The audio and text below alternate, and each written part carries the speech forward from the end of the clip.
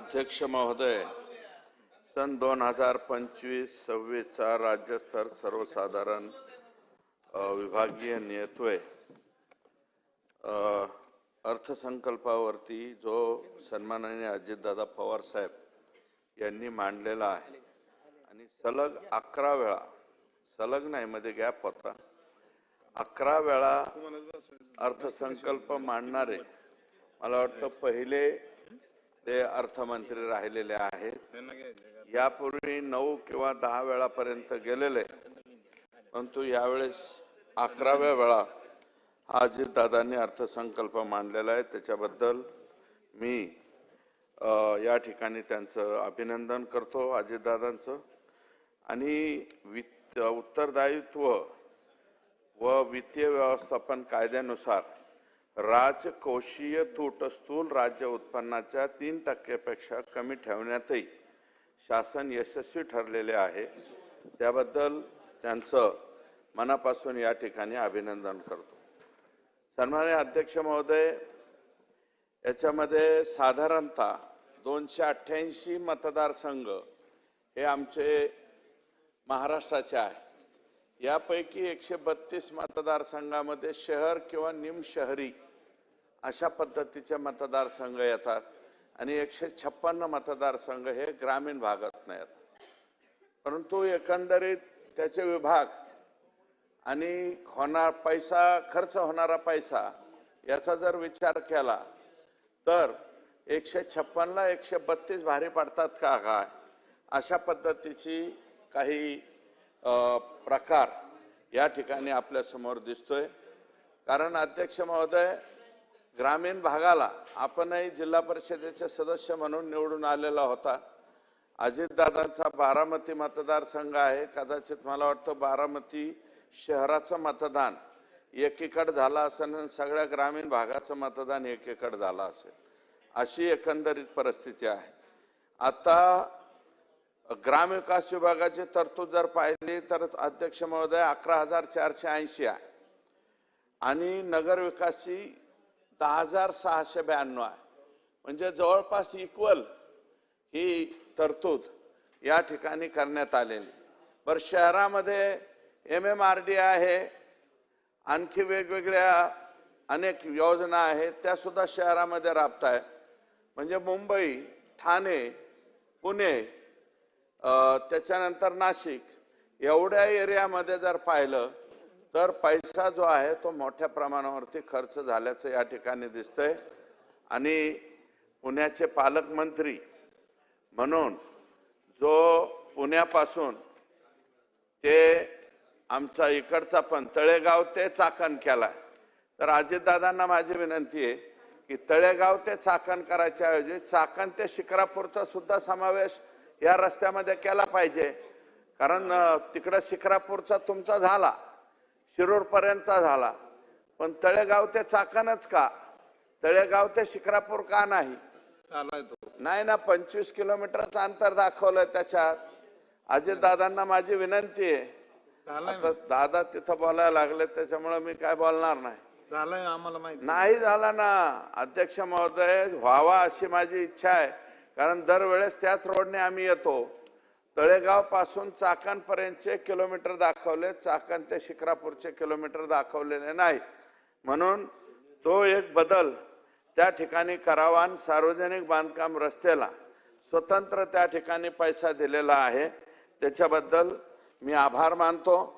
दुसरा असं आहे की जलसंपदा विभागाला जवळपास 16,000 कोटी रुपये दिलेत।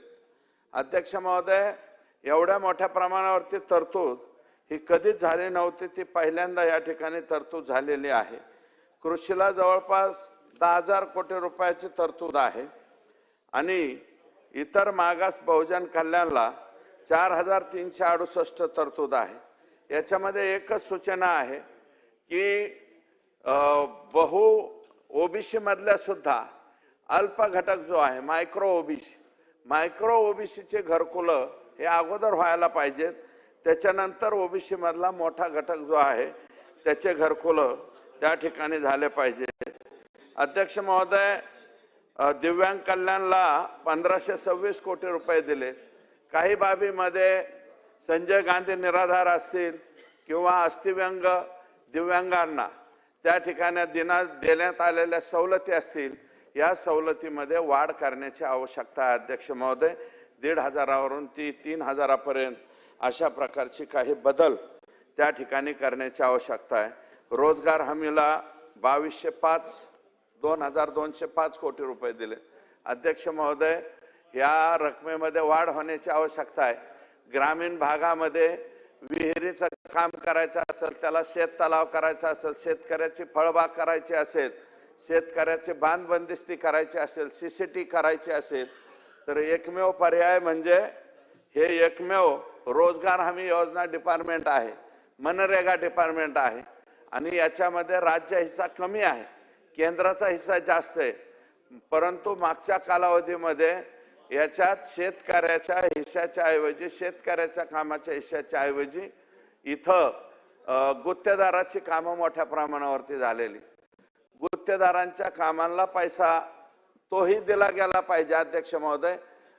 किडूक मिडूक इकडं तिकडं करून या लोकांनी पैसा इथं आणून कामं मंजूर करून नेलेली आहेत. 2,205 कोटी रुपये अध्यक्ष महोदय.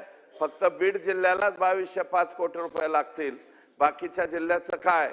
आणि सर्वाधिक काम हे आमच्या बीड जिल्ह्याचं झालंय. ना आता पालकमंत्री हे अजितदादा आमचे पालकमंत्री आहेत. पालकमंत्र्यांनी अजून मला वाटतं एक वेळा आलेत, आणखी पुढच्या वेळेस आल्याच्या नंतर त्यांना आमची विनंती राहणार आहे की बीड जिल्ह्यामधले 85-15, 90-10 अशा प्रकारच्या ज्या योजना आहेत त्या योजनांना पैसा मोठ्या प्रमाणावरती लागणार आहे. आणि हा पैसा 2,205 कोटी रुपये हा पैसा कमी पडणार आहे.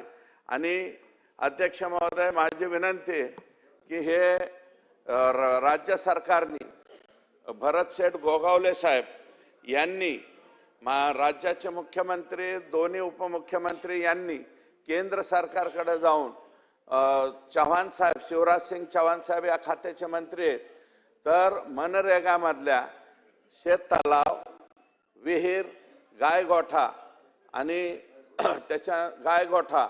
आणि त्याच्यानंतर त्या शेतकऱ्याचे ज्या वैयक्तिक लाभाच्या योजना आहेत, ह्या वैयक्तिक लाभाच्या योजना ह्या डायरेक्ट शेतकऱ्याच्या अकाउंटवरती पैसे टाकून केल्या पाहिजे.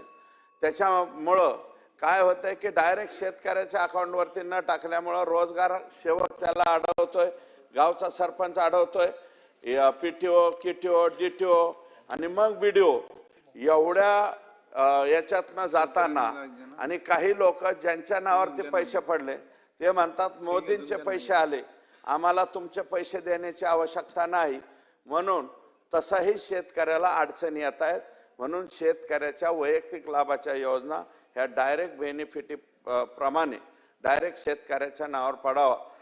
5 लाखाची विहीर देतो अध्यक्ष महोदय, आपण 5 लाखाचा शेत तलाव देतो, फळबाग वेगवेगळी प्रकारची देतो. म्हणून शेतकऱ्याच्या अकाउंटवरती डायरेक्ट पैसे जावे अशा प्रकारची मागणी करतो. आणि या जो अर्थसंकल्प मांडलाय त्याला पाठिंबा देतो आणि माझे 2 शब्द संपवतो. मंत्री महोदय, अध्यक्षांनी वेळ 6 वाजेपर्यंत ठेवलेली आहे. अध्यक्षांनी वेळ 6 वाजेपर्यंत ठेवले. सदस्य साधारणतः 25 आहेत दादा. सर्वच जण हातवर करतात. आपण ठरवा तसं वेळ द्यायला मग काय होतं, नाराज होतात की एवढाच वेळ आम्हाला दिला. 6:30 करू. 6:30 केलं तर दादा 4 मिनिटं वगैरे मिळतात.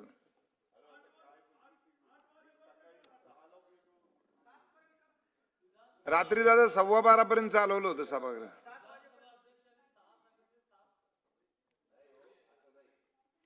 6:30 ठेवलं तर सर्व सदस्यांना सांगतो 5 मिनिटाच्या बोलता नाही. वित्त नियोजन खात्याचा मंत्री अर्थसंकल्प मी सादर केलेला आहे. माझी बसायची तयारी आहे, परंतु लवकर जरा घ्या. 6च्या ऐवजी 6:30 घ्या. माझी 7ला मीटिंग आहे, 6:45 पर्यंत घ्या. विजय शिवतरे साहेब. विजय शिवतरे. अध्यक्ष महोदय, नाही असे सन 2025-26च्या अर्थसंकल्पावर चर्चा करण्यासाठी मी इथे आज उभा आहे. प्रथमतः आदरणीय अर्थमंत्री अजितदादा पवार यांनी सर्वसमावेशक अशा प्रकारचा हा